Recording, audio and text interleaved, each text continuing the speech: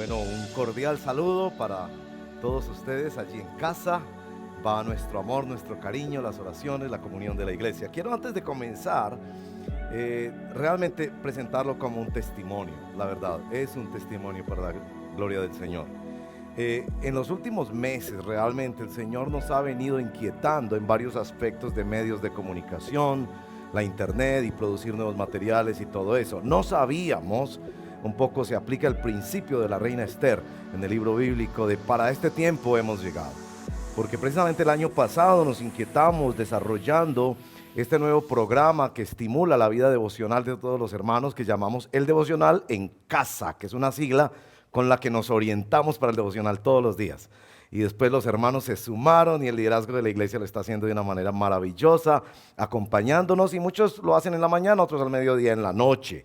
Y miren cómo esto nos está acompañando en estos días que necesitamos tanto pastoreo. Yo no sé si ya apenas comenzando estas medidas, pidámosle al Señor que no sean extendidas, pero si fuera más tiempo, miren que ya uno tiene nostalgia de iglesia, ¿no les parece? Es decir, lindo estar juntos, vernos por este medio, pero no hay como el estar cerca y sentir el abrazo, el cariño, el apretón de manos. ¿Cómo el Señor nos ha movido con estos nuevos recursos, estos nuevos instrumentos para la gloria del Señor? También el devocional nocturno, que es el programa radial de En Paz Me Acostaré, todos los días a las 10:30 de la noche, de martes a sábado, por esta querida cadena radial de hermanos creyentes en el Señor que nos han permitido asistir para ese programa de acompañamiento pastoral también. Después tenemos el chat, que recoge peticiones de oración, y no sé si se han dado cuenta que al final de la noche, un hermano de la congregación también, de buen testimonio, nos resume todo en una oración muy bella. Anoche le decía a Adam que me conmovió tanto, de verdad, la oración del hermano, ¿no? Padre de familia, preocupado por sus niños, por su familia, pero también bendiciéndonos e intercediendo por todos nosotros. Fue realmente bello. Yo realmente lo que hago es poner el audio y ponerme a orar con el hermano que hace el audio todas las noches. Y los maestros de la EVI han estado a toda marcha aprendiendo cómo hacer clases virtuales. Por ahí me metí un día en una y me di cuenta cómo se gozan, cómo se han enriquecido estudiando la palabra del Señor desde sus hogares a través de estas plataformas y sistemas de los medios de comunicación. Así que yo quiero dar testimonio al Señor y darle gracias a Él con todo mi corazón en nombre de toda la congregación, porque nuestra iglesia se está preparando. Miren que inclusive hasta hoy estamos estrenando púlpito, miren la belleza. No sé si se han dado cuenta y tienen nuestro logo acá. Y la semana próxima vamos a hacer algunos ajustes aquí, porque la realidad que estamos entendiendo, tanto el comité administrativo como el cuerpo pastoral, es que ya esta emisión online cobra mucho más valor para nosotros, porque es la forma de acercarnos a todos ustedes, y por eso les rogamos que participen, pongan aquí preguntas, inquietudes, aquí abajito en la caja de comentarios, reporten sintonía, pongan preguntas, motivos de oración, y también por favor este link de esta celebración dominical y de todas las cosas que hacemos, envíenlo a sus familiares y amigos. Bueno, sin más preámbulos, quiero compartir con ustedes la palabra del Señor. Un salmo para la pandemia. Así he titulado esta reflexión, y quiero invitarte a que leamos juntos el Salmo 91. Quizás la porción de la escritura más citada en los últimos días alrededor del mundo. El Salmo 91. Tienen razón los que lo citan, porque el verso 3 y el verso 6 precisamente aborda este tema de la plaga, de la mortífera plaga, de la peste destructora. Así que te invito a que lo leamos completo, 16 versos. Sería hermoso memorizarnos este bello salmo, pero sobre todo interpretarlo muy bien. Voy a leer la escritura y guiaré en una oración, especialmente enfocaré la oración en el verso número 4, porque a veces se pasa por alto la belleza de ese verso número 4 para orar en su parte final, donde dice: su verdad será tu escudo y tu baluarte. Que sea la mismísima palabra del Señor la que nos sostenga con gozo en medio de estas pruebas. Lea conmigo la palabra del Señor. El que habita al abrigo del Altísimo se acoge a la sombra del Todopoderoso. Yo le digo al Señor: tú eres mi refugio, mi fortaleza, el Dios en quien confío. Solo Él puede librarte de las trampas del cazador y de la mortífera plaga, pues te cubrirá con sus plumas y bajo sus alas hallarás refugio. Su verdad será tu escudo y tu baluarte. No temerás el terror de la noche, ni la flecha que vuela de día, ni la peste que acecha en las sombras, ni la plaga que destruye a mediodía. Podrán caer 1000 a tu izquierda y 10.000 a tu derecha, pero a ti no te afectará. No tendrás más que abrir bien los ojos para ver a los impíos recibir su merecido. Ya que has puesto al Señor por tu refugio, al Altísimo por tu protección, ningún mal habrá de sobrevenirte, ninguna calamidad llegará a tu hogar, porque Él ordenará que sus ángeles te cuiden en todos tus caminos. Con sus propias manos te levantarán para que no tropieces con piedra alguna. Aplastarás al león y a la víbora, hollarás fieras y serpientes. Yo lo libraré, porque Él se acoge a mí. Lo protegeré porque reconoce mi nombre. Él me invocará y yo le responderé. Estaré con Él en momentos de angustia. Lo libraré y lo llenaré de honores. Lo colmaré con muchos años de vida y le haré gozar de mi salvación. Esta es la palabra del Señor. Acompáñenme a orar por un momento antes de meditar en esta preciosa escritura. Señor, te damos gracias por este bello salmo. No es mal escogido cuando buscamos refugio en ti y en tu santo temor al leer esta porción de tu revelación, de tu santa palabra. Especialmente cuando en el verso 4 nos dices: su verdad será tu escudo y tu baluarte. Señor, ayúdanos a refugiarnos en obediencia, en fe, en esperanza y en amor, en tus santas promesas, en tu santo plan y en el poder que tú tienes para cumplir todos tus propósitos. Te bendecimos y te adoramos en el nombre de Jesús, nuestro Señor. No sé si usted se ha preguntado la diferencia que hay entre la palabra epidemia y pandemia. Cuando se empezó a hablar de este fenómeno mundial que a todos nos tiene preocupados, se empezó a usar la palabra epidemia y después pandemia. Epidemia viene de dos palabras griegas que quieren decir algo que está sobre el pueblo. Demos, epi, sobre demo, o demos sobre la gente, por encima de toda la gente. Pero en algún momento llegó a ser una pandemia, del griego pan, todo, algo que nos afecta a todos. Alguien ha dicho que esta epidemia y ahora pandemia del coronavirus es lo más democrático que hemos conocido nosotros. De hecho, estamos viviendo momentos de la historia que jamás habíamos vivido y que quizás la humanidad no había vivido en estas proporciones, en esta forma de afectarlo todo, no solo a todas las personas, toda la economía, todas las clases sociales, todos los países más pobres, los países más ricos. Es lo más democrático que nosotros hemos conocido. Es invisible, por lo menos invisible a nuestros ojos, nos afecta a todos, tiene consecuencias letales, más de lo que nos imaginamos, se transmite de unos a otros. Y note esto, necesitamos información exterior para advertirnos de su gravedad, de cómo protegernos y de cómo poder ser curados. ¿No se les parece un poco el virus que afecta a toda la humanidad, que es el virus del pecado? Nos afecta a todos, tiene grandes consecuencias, es invisible a los ojos en principio y necesitamos la palabra de Dios para informarnos de cuál es nuestro problema y de cuál es el remedio en la persona del Señor Jesucristo. Bueno, se ha citado con mucha frecuencia el Salmo 91 para acompañar y consolar a las personas en medio del debacle que se ha levantado con toda esta situación a nivel mundial. El texto está bien presentado por el verso primero, un precioso poema que podríamos decir el verso primero es algo así como el título. El que habita al abrigo del Altísimo se acoge a la sombra del Omnipotente. Noten, habita, abrigo, se acoge, sombra.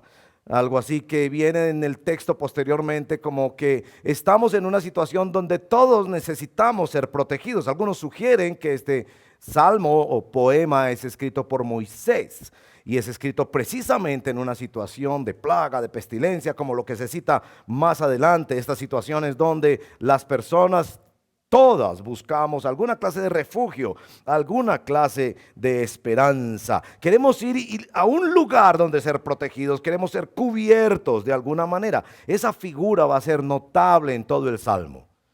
En la versión de la Reina Valera se habla del castillo fuerte, de la morada, de protección, como si fuera una casa donde nos metemos que ahí no vamos a ser infectados.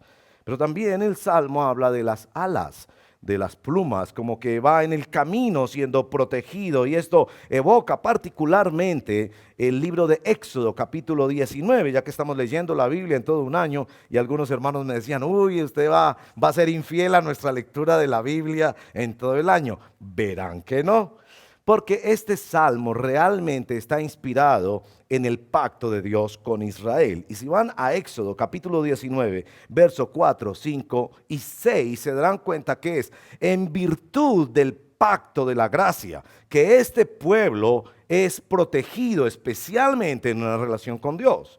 Y que se usa precisamente esa figura del Señor que los rescata de Egipto y que los protege como un águila, que los protege cubriéndolas con las alas, nos dicen los investigadores de la vida de las águilas, que podríamos llamarlos los aguilólogos, que ellos también montan a los polluelos en la parte de su espalda y logran volar inclusive con ellos. Bueno, a eso se refiere el libro de Éxodo capítulo 19 cuando nos dice esto, verso 4.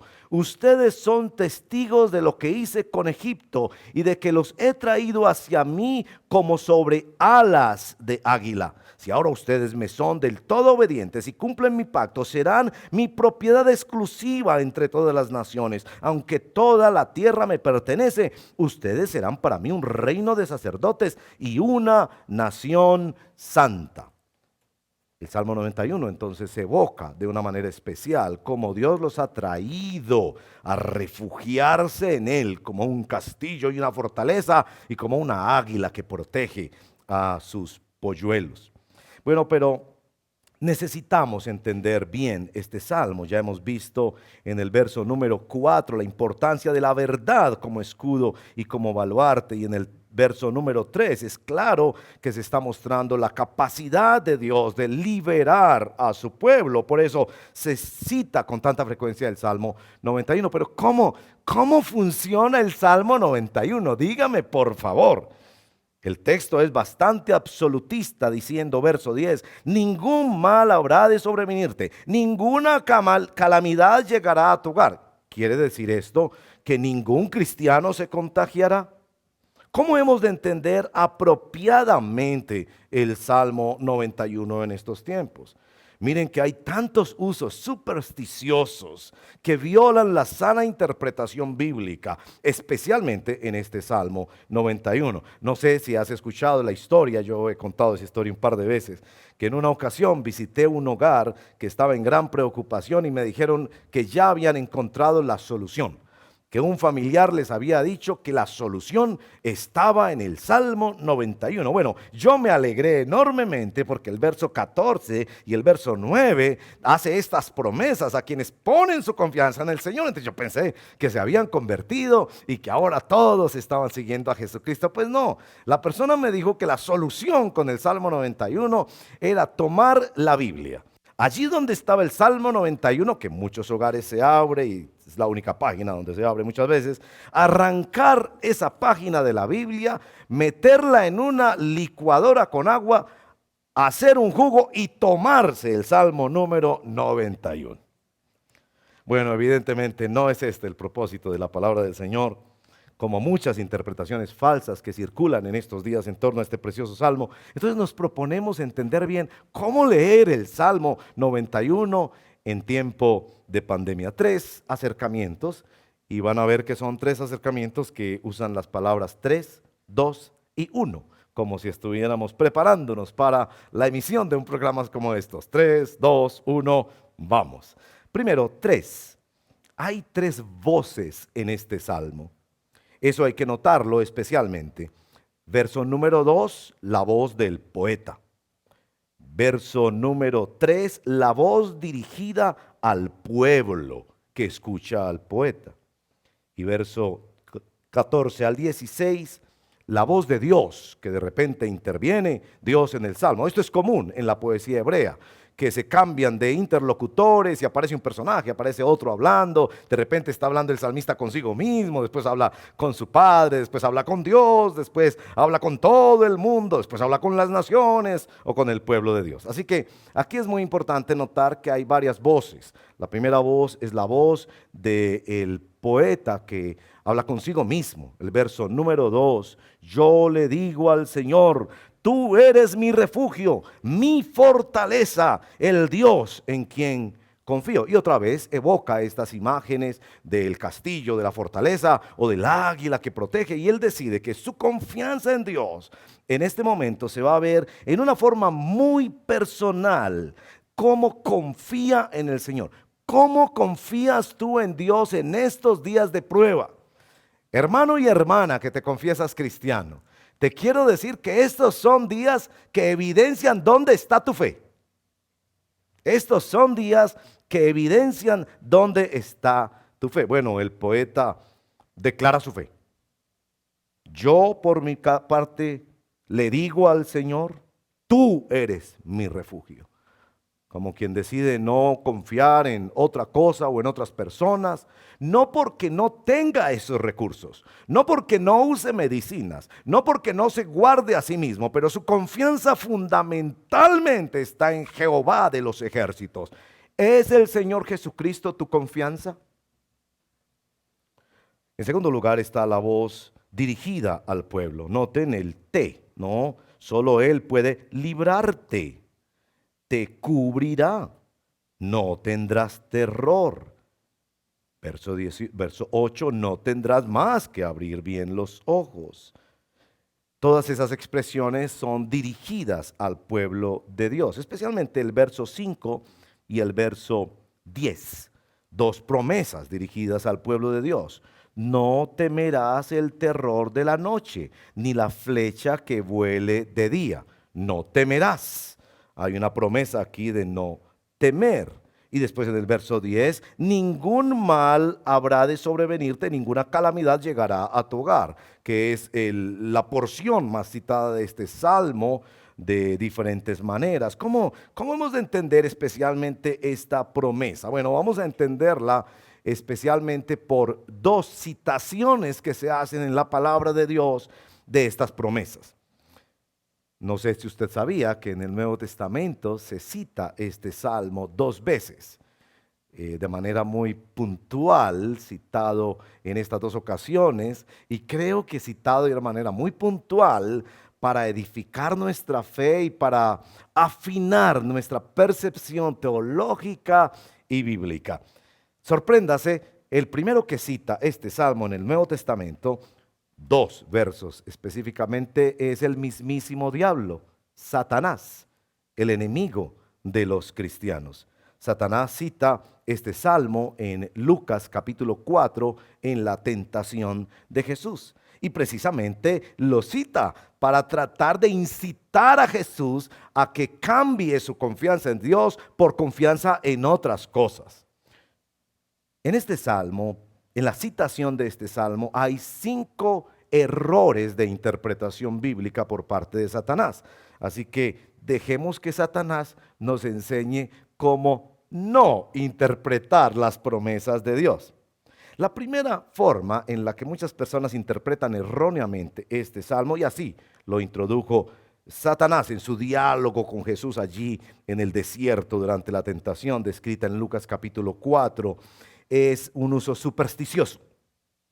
Sencillamente porque lo dice la Biblia, así tiene que ser y tú tienes que reclamar esa promesa, reclámala porque Dios lo ha dicho. Es un uso supersticioso. Hay personas que ni siquiera quieren obedecer a Dios, ni siquiera quieren caminar con Dios, saben que viven en pecado, alejados de Dios, han mezclado sus ideas religiosas con toda clase de supersticiones, de sincretismos y de cosas contrarias a la palabra de Dios, pero todavía le mandan a sus familiares el Salmo 91 porque piensan que tan solo con decir que ninguna plaga tocará tu morada, entonces esto va a ser efectivo sobre sus vidas porque ellos lo dijeron, porque con la boca se dice y todo lo que se dice se hace.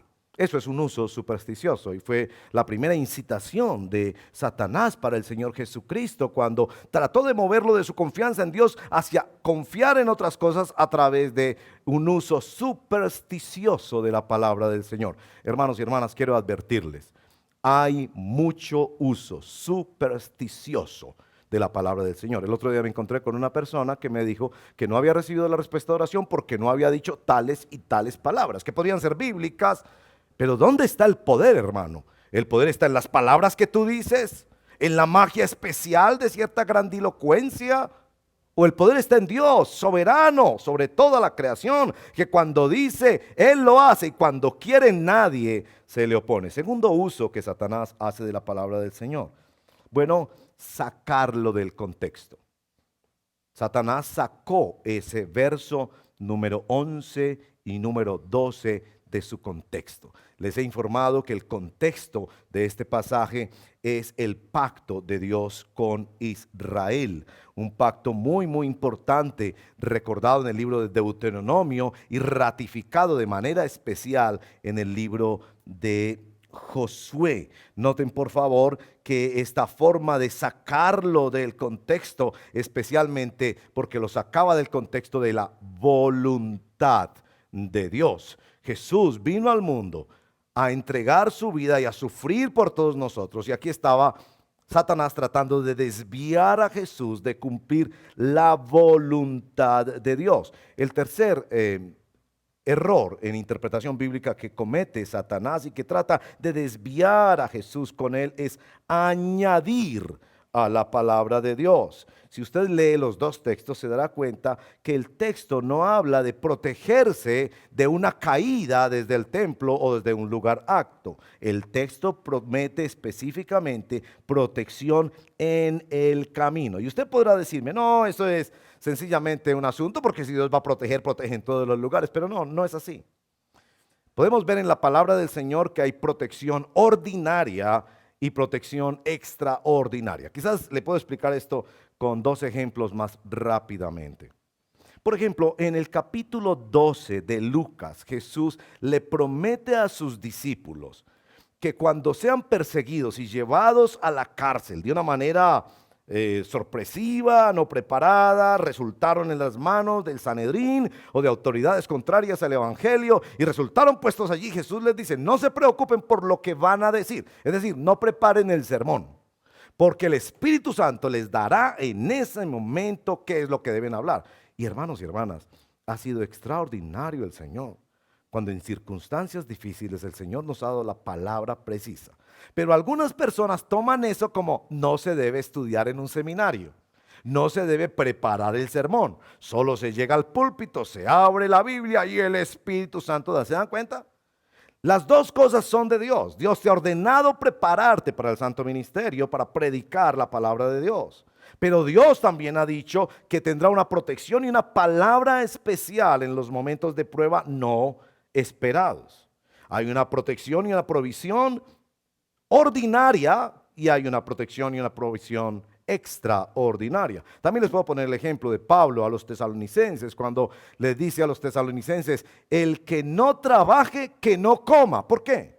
Porque había algunos hermanos que estaban diciendo que vivían por fe, es decir, que no se trabajaban, sino que iban a orar a las casas de los hermanos y eran unos sinvergüenzas que no trabajaban. Y Pablo dice, un momento, es cierto que el Señor ha dicho que no ha visto un justo desamparado ni su simiente que mendigue pan, y que hay circunstancias muy difíciles, quizás las que estamos empezando a vivir, donde el Señor ha prometido especial provisión. en lo extraordinario. Pero en lo ordinario, usted y yo, mi hermano, tenemos que trabajar todos los días, sudar con nuestra frente para ganarnos el pan. Aquí Satanás está diciéndole a Jesús, esta es una situación extraordinaria, aquí se aplica esta situación. Tírate del templo. ¿Para qué se iba a tirar del templo? ¿Para darle gusto a Satanás? Como si alguien viniera a probarnos en nuestra fe. Y bueno, la cuarta forma equivocada en que Satanás usa la Biblia, y debo decir, muchos también, es que lo hizo para tentar al Señor. Y el Señor efectivamente en el verso número 12 de Lucas capítulo 4 deja ver que claramente el Señor no aceptó este uso del Salmo 91 porque lo estaban haciendo para tentar al Señor. Tenga mucho cuidado cuando usted cita frases de la Biblia pensando que usted se puede cobijar con esas promesas así nomás, cuando lo que está haciendo realmente es tentando al Señor. Una advertencia muy solemne de Deuteronomio capítulo 6, verso 16. No tentarás al Señor tu Dios, porque el pueblo de Dios, no solo los incrédulos, el pueblo de Dios también había y ha tentado al Señor. La quinta forma errónea de citar este salmo se ve claramente también por la citación que Jesús hace de él. Les decía que en el Nuevo Testamento hay dos citaciones del Salmo 91. Una es por nuestro enemigo, nuestro adversario, el diablo y sus demonios, que cita en el capítulo 4, en la tentación de Jesús, el Salmo 91. Pero Jesús también citó el Salmo 91. En el capítulo 10, verso 29 del Evangelio de Lucas, Jesús citó el Salmo 91. ¿En qué contexto lo citó? Cuando los discípulos fueron enviados en misión. Jesús, al retornar ellos a presentar su reporte, les dice, yo veía al diablo caer como un rayo. Y aclara, les he dado autoridad para lo que exactamente dice el verso número 13. Aplastarás al león y a la víbora, hollarás fieras y serpientes. ¿Cuándo? ¿En qué contexto? En el contexto de la obediencia a la misión cristiana. En ese momento en que Satanás tienta a Jesús, Jesús no está en ese momento en el contexto de la misión cristiana. Y pareciera que Jesús cita posteriormente esto recordando el momento de la tentación, para decirnos a nosotros como discípulos, tengan cuidado. Hay promesas del Señor que son específicamente para cuando avancemos en el cumplimiento de la misión cristiana. Bueno, les decía que este salmo tiene tres voces y tres actores. El primero es el poeta, verso 2, el segundo es el pueblo, verso 3 al verso 14, al verso 13, y finalmente tiene también la voz de el protector, el poeta, el pueblo, el protector. Y Dios interviene en los versos 14 al 16. Un comentario curioso que hace Sinclair Ferguson, uno de mis predicadores favoritos, es que él dice que es como si Dios viera este diálogo del poeta en su propia fe, el diálogo del poeta con el pueblo, y él decide intervenir y decir, un momentico, yo voy a aclarar algo aquí. Yo voy a aclarar algo aquí. Porque eso de citar promesas de Dios y todo, bien, si está en la Biblia, cítelas, pero voy a aclarar algo aquí. Entonces aparece el protector, nuestro Dios, verso 14 al 16. Léalo conmigo de nuevo, por favor. Esto lo dice el Señor dentro del Salmo. Recuerde que el Salmo cambia de voces, es una dinámica y estrategia poética de los Salmos. Verso 14. Yo lo libraré, dice el Señor. ¿Por qué? ¿Por qué lo librará? Porque Él se acoge a mí. Lo protegeré. ¿Por qué lo protegerá? Porque reconoce mi nombre. Él me invocará y yo le responderé. Miren esta frase, es muy importante. Estaré con él en la angustia. Lo libraré y lo llenaré de honores. Lo colmaré con muchos años de vida y le haré gozar de mi salvación. Lo primero que quiero notar en esta intervención del protector de nuestro buen Dios en el pacto de la gracia para con su pueblo es esta. Nos dice el verso número 14 que es porque Él se acoge a mí. Lo pone en sintonía con la frase, en esta simetría típica también de la poesía hebrea, que reconoce mi nombre. La Reina Valera, en la expresión Él se acoge a mí, lo traduce por cuanto a mí, en mí ha puesto su amor. Me gusta la Reina Valera y eso de que pone su amor, se acoge como un niño que usted puede saber muy claramente quién es su mamá cuando el niño sale corriendo a refugiarse en los brazos de solo una persona. Ahí puede haber tías, ahí puede haber familiares, hermanos de la iglesia, muchas personas, pero ese niño o niña corre a poner su amor, a decir, aquí está todo lo que yo tengo. La primera observación entonces es que aquí hay una acogida. Recuerden que el contexto de este salmo, sea que lo haya escrito Moisés o no en el pueblo hebreo, es el pacto de la gracia. Ellos fueron rescatados de Egipto, lo que hemos venido leyendo en el Pentateuco y ahora en Josué, y son llevados a la tierra por brazo poderoso de Dios, y ellos han sido guardados y protegidos, cuidados como cuida una madre, un padre a su hijo pequeño. En el Deuteronomio capítulo 27 al 30 está una de las renovaciones de pacto que hay en el Antiguo Testamento, donde estaban las maldiciones y las bendiciones. Tal vez le impactó enormemente a usted la lectura de esos textos, pero son muy, muy impresionantes.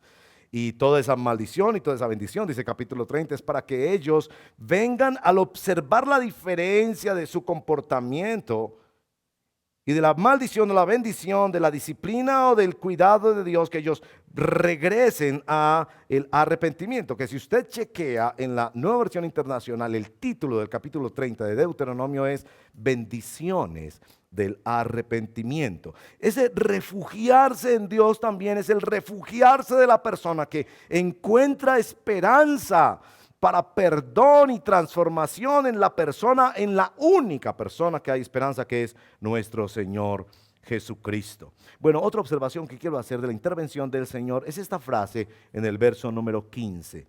Con Él estaré en momentos de angustia. Escuché esto. No quiere decir que el cristiano está exento, libre totalmente de problemas y de situaciones difíciles en su vida. Estará en angustia, en el mundo tendrá aflicción. ¿Cuál es la diferencia? El Señor estará con él. Y usted me va a decir, sí, sí, sí, pero el verso 15 también dice, lo libraré y lo llenaré de honores. A veces el Señor libra del problema, a veces el Señor libra en medio del problema. Bueno, hasta aquí los tres actores del Salmo, pero el Salmo también presenta dos diferentes temores. Yo quiero enfocar especialmente la palabra temor en el verso número 5.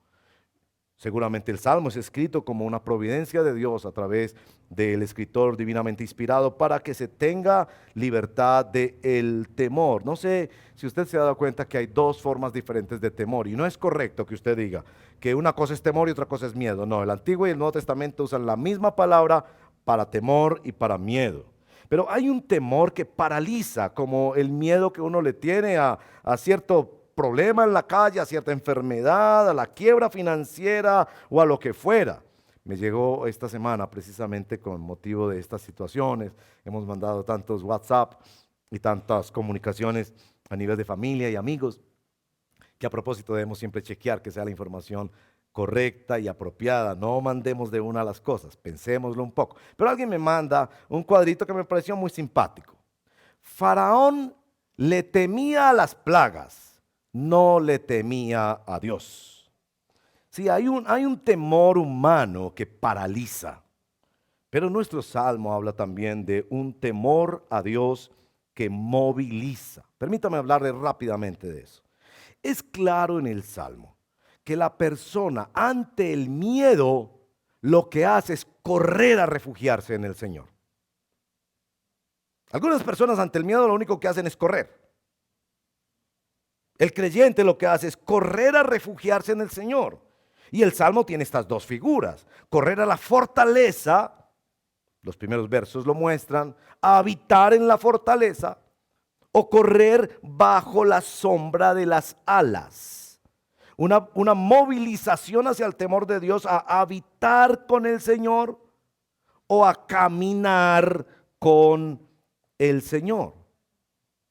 La invitación del Salmo es a que esta situación nos haga correr, a refugiarnos en el Señor.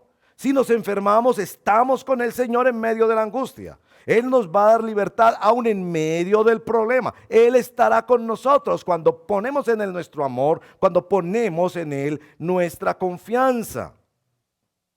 Pero el Señor también puede refugiarnos y salvarnos del problema, caminando para sacarnos de un lugar donde hay plaga y darnos total libertad. 3 actores en el Salmo, 2 tipos de temor y finalmente un solo enfoque. Y el enfoque, como hemos dicho, es el temor de Dios. Los militares, me han dicho, tienen la expresión retirada táctica. Me llamó la atención esa expresión pensando en este fin de semana. Yo creo que lo que estamos haciendo este fin de semana es una retirada táctica. De hecho, nuestras autoridades están haciendo eso para no tener que hacerlo después. Es decir, que si lo hacemos ahora, se logra contener el contagio, se preparan las diferentes medidas, vacunas, se frena el contagio, lo que sea, para no tener que hacerlo después. Muchas retiradas en medio de la batalla no son por una derrota, sino por un asunto táctico. Para llamar un poquito su atención sobre el tema, algunas retiradas tácticas, dicen los militares, es para dejar el camino sembrado de minas, de modo que cuando el ejército enemigo empieza a perseguirlo, caen en una emboscada pensando que el otro ejército estaba derrotado. Esta es una retirada estratégica, la retirada en el temor del Señor. Torre fuerte es el nombre del Señor. A Él correrán los justos.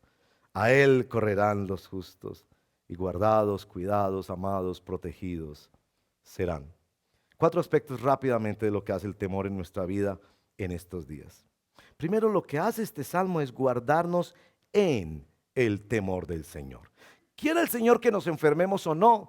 No lo sabemos. Pero sabemos que estando en su voluntad, decíamos en la canción que cantábamos antes, y la vamos a cantar enseguida, le he pedido a Alejo, al equipo de alabanza, que en un momento vengan a cantar esa preciosa canción. Porque sé que está sobrando tu perfecta voluntad. A Jesús se le cita este salmo cuando está empezando su ministerio. ¿Qué era su ministerio? Aguantar a hombres y mujeres pecadores como usted y yo, amarlos hasta dar su vida por ellos, subir a una cruz y entregar y llevar el pecado de todo su pueblo para redimirlo. Y Satanás estaba usando ese salmo para desviarlo de la voluntad de Dios. Este salmo debe llevarnos a confiar en la voluntad preciosa del Señor. Si nos enfermamos, que nos enfermemos.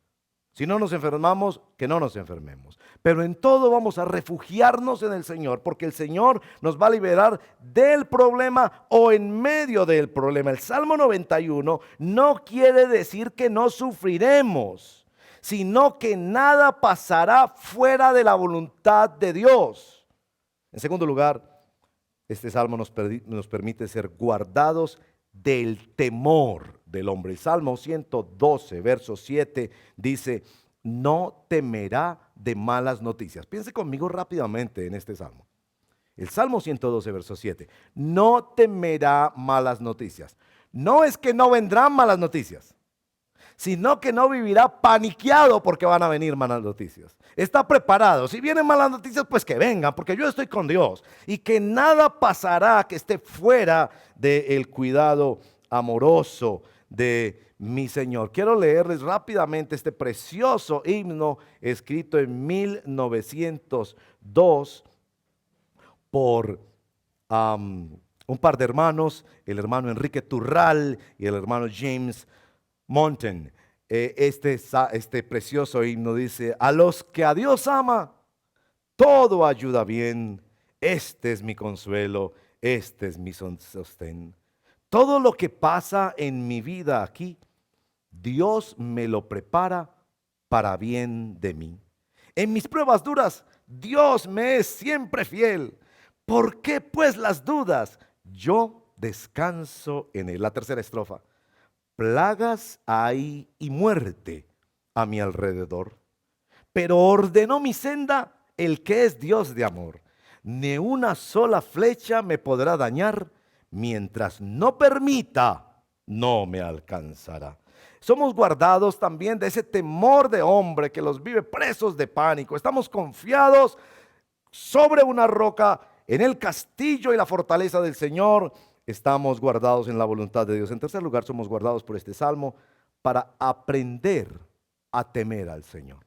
Yo creo que la fragilidad que hemos sentido en estos días no la habíamos experimentado antes en ningún momento de nuestra vida, por lo menos los que estamos en esta generación. Somos conscientes de que cualquier cosa puede paralizar viajes, empresas, sueños, tantos planes que habían, todo se paralizó. Nos damos cuenta de la fragilidad humana, que nos podemos morir, ya no podemos jugar. Estamos en la misma situación que estábamos hace 4 o 5 meses, de que podíamos morirnos en cualquier momento. La diferencia es que ahora nos damos cuenta que sí es real. Que todo se puede acabar de un momento a otro. Esto nos ayuda a temer al Señor mirando nuestra fragilidad. En cuarto lugar, el verso número 16 tiene una promesa extraordinaria en medio de la crisis. Hermanos y hermanas, hay gozo en medio de la crisis.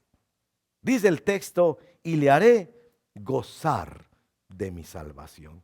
¿No le parece maravilloso que podamos gozar de saber que aun si nos contagiáramos y muriéramos en medio de esta epidemia pandémica, estamos con el Señor, tenemos esperanza? Y esto, termino diciendo, hermanos y hermanas, debe también llevarnos a compartir el Evangelio. Hablarle a la humanidad sobre otro virus mortal que nos afecta a todos, cuyo único remedio es nuestro Señor y Salvador Jesucristo.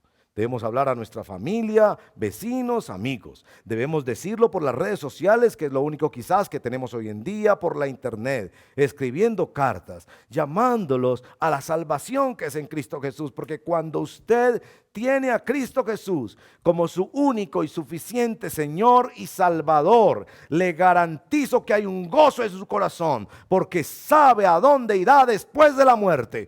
¿Para qué estar sano? ¿Para qué ser rico? ¿Para qué ser famoso? ¿Para qué ser bello? Si no se tiene seguridad eterna de salvación. Ven a Cristo Jesús.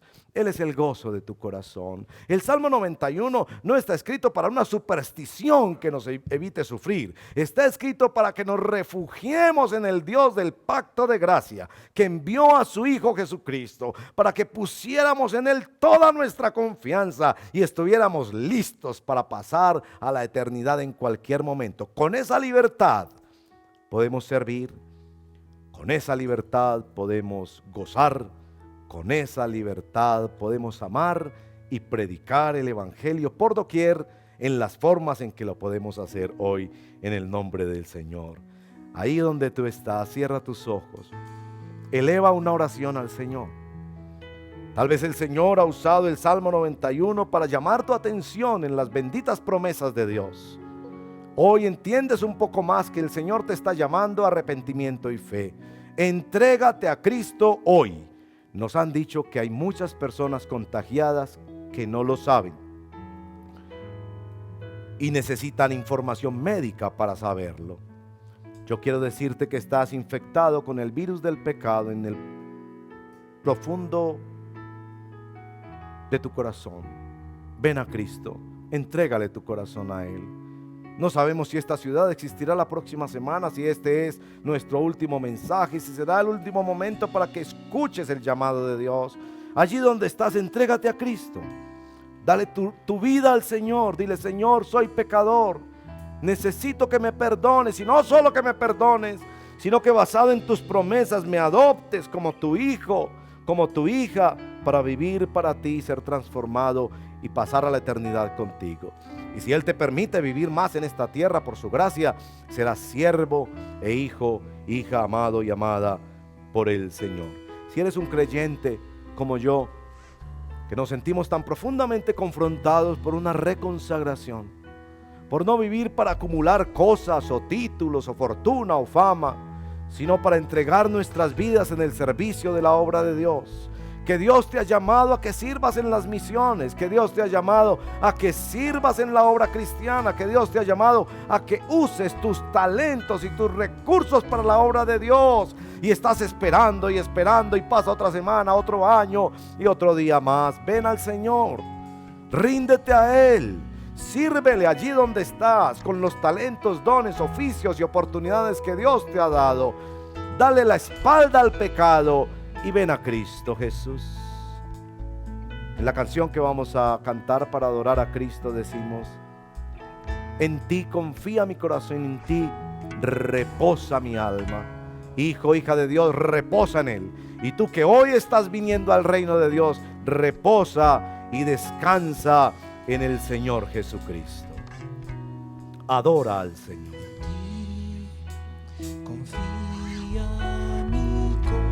No te preocupes qué piensan los demás. Quizás eres tú el único que está allí postrado en adoración.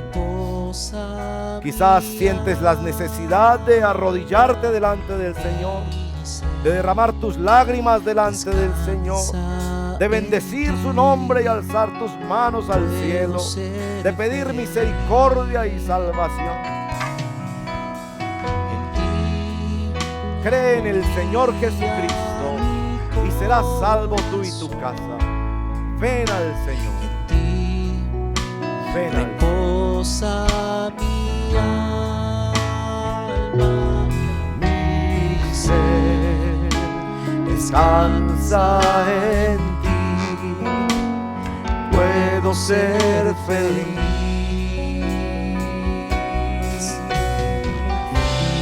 porque sé que estás obrando tu perfecta voluntad.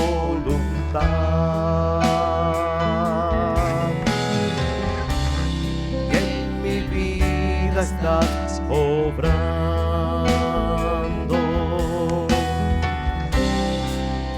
perfecta voluntad.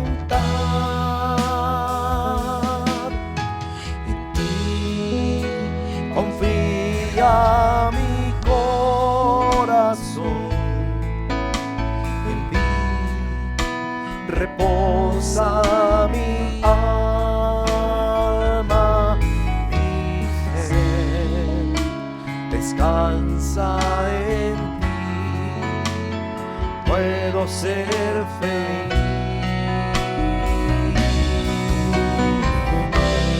porque sé que estás obrando tu perfecta voluntad.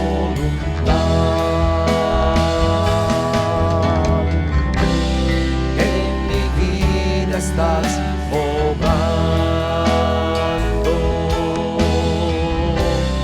tu perfecta voluntad, porque sé que estás obrando tu perfecta voluntad.